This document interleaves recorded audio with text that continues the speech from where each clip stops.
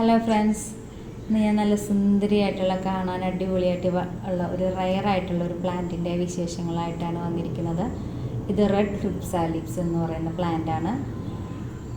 ഇതിൻ്റെ original colour എന്ന് പറഞ്ഞാൽ ഇതുപോലെ ഗ്രീനും റെഡും കൂടി മിക്സ് ആക്കിയതാണ്. നല്ല വെയിൽ കൊള്ളുന്ന സ്ഥലത്താണെങ്കിലാണ് ഇതുപോലെ നല്ല റെഡ് കളർ നന്നായിട്ട് വരുള്ളൂ. അതിൻ്റെ വെയിൽ കൊള്ളുമ്പോൾ അതിനൊരു ഷീൽഡ് പോലെ ആ ചെടി തന്നെ ഉണ്ടാക്കുന്നൊരു കളറാണ് നമ്മുടെ ഈ റെഡ് കളർ. പക്ഷെ കാണാൻ ഏറ്റവും കൂടുതൽ ഈ റെഡ് കളർ ഇങ്ങനെ നിൽക്കുമ്പോഴാണ്. ഒരു വർഷമായി എൻ്റെ കയ്യിൽ ഈ പ്ലാന്റ് കിട്ടിയിട്ട്. അപ്പോൾ ഞാൻ ഓൺലൈനിലായിട്ട് വാങ്ങിയതാണ്. ജിഫി ബാഗിലാണ് എനിക്ക് കിട്ടിയത്. അപ്പോൾ ഞാൻ വെച്ചിട്ട് ഇതുപോലെ ഒരു തണ്ട് മാത്രം, ഒരു ലീഫിൻ്റെ ഒരു ഇളപ്പ് മാത്രമേ ഉണ്ടായിരുന്നുള്ളൂ. അപ്പോൾ അതുപോലെ വെച്ച് കുറച്ച് നാളതിങ്ങനെ ഒരു അധികമൊന്നും ഇത് വയ്ക്കാതെ നിന്നു.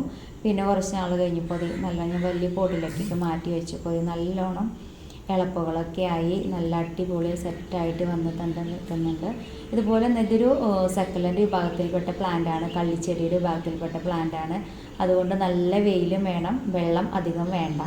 അങ്ങനെ കിട്ടിയാലാണ് നമ്മുടെ ചെടി ഇതുപോലെ നല്ല ഭംഗിയിൽ വരുള്ളൂ. ഒരു പ്രായം എത്തുമ്പോൾ ഇതുപോലെ ചെടിയിൽ നല്ല മുത്തുകൾ വരും.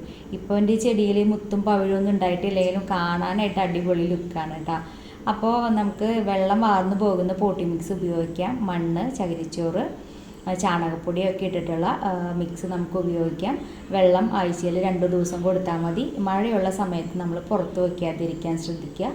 അപ്പോൾ ഇതുപോലെ നന്നായിട്ട് തിളച്ച് ഇതുപോലെ നന്നായിട്ട് കുറേ ഇളപ്പുകളൊക്കെ പൊട്ടി നമ്മുടെ ഇലമുളച്ചൊക്കെ ഉണ്ടല്ലോ പണ്ടത്തെ, അതിൻ്റെയൊക്കെ ഒരു ടൈപ്പ് പ്ലാന്റ് പോലെയാണ് കേട്ടോ എനിക്ക് തോന്നുന്നത്. അധികം കെയറിങ് ഒന്നും വേണ്ട. നമുക്ക് വളമൊക്കെ നല്ല ഫെർട്ടിലൈസറായിട്ട് കൊടുത്താൽ മതി. അധികം ചാണകപ്പൊടി കുറേ ഇട്ട് കൊടുക്കരുത്. നന്നായിട്ട് ഉണങ്ങിയത് നൈസായിട്ടുള്ള പൊടി മാത്രം ഇട്ട് കൊടുക്കുക. അപ്പോൾ അധികം കേടും കാര്യങ്ങളൊന്നും അങ്ങനെ ഇതുവരെ വന്നിട്ടില്ല ചെടിക്ക്.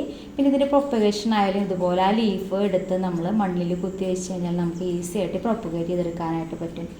അപ്പോൾ നല്ല ലുക്കുള്ള ഒരു പ്ലാന്റാണ് കേട്ടോ. ഇതിൻ്റെ കണ്ട ഓരോ നോഡ് കണ്ട ചെറിയ നോഡ്, അതിൽ നിന്ന് ഇതുപോലെ ഇങ്ങനെ കുഞ്ഞു ഇലകൾ ഇങ്ങനെ മുളച്ച് വരും, നമ്മുടെ ഇല മുളച്ചിടൊക്കെ മാറി.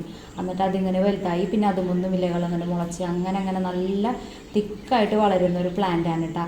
അടിപൊളി നല്ല വെറൈറ്റി ആയിട്ട് കാണാൻ നല്ല എടുപ്പുള്ള നല്ലൊരു പ്ലാന്റാണ്. നിങ്ങൾക്ക് എവിടെയെങ്കിലും കിട്ടുകയാണെങ്കിൽ നിങ്ങളൊന്ന് വെച്ച് നോക്കിയോളൂ കേട്ടോ.